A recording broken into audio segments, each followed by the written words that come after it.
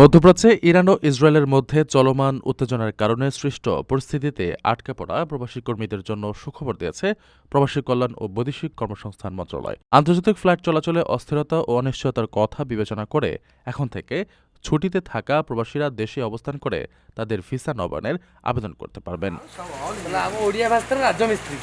সম্প্রতি মন্ত্রণালয় থেকে জারি করা এক গণবিজ্ঞপ্তিতে জানানো হয়, সৌদি আরব, কুয়েত, সংযুক্ত আরব আমিরাত, ওমান ও বাহরাইন থেকে আসা কর্মীরা তাদের নিয়োগকর্তা বা কফিলের মাধ্যমে যোগাযোগ করে ভিসা নবায়ন করতে পারবেন।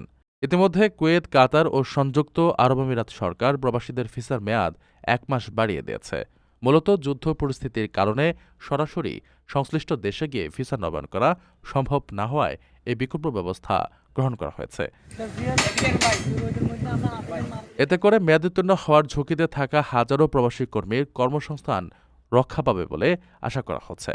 মন্ত্রণালয় সংশ্লিষ্ট কর্মীদের দ্রুত নির্ধারিত প্রক্রিয়ায় আবেদন সম্পন্ন করার পরামর্শ দিয়েছে।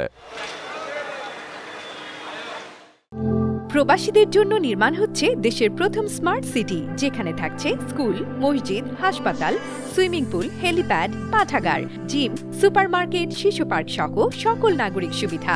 মাত্র ৩০ লাখ টাকা বিনিয়োগে মিলছে আকর্ষণীয় ফ্ল্যাট। প্লাটিনাম ইনভেস্টরদের জন্য ঢাকা বিমানবন্দরে ভিআইপি প্রোটোকল সুবিধা। বিস্তারিত জানতে যোগাযোগ করুন স্ক্রিনে দেয়া হোয়াটসঅ্যাপ অথবা ইমো নাম্বারে।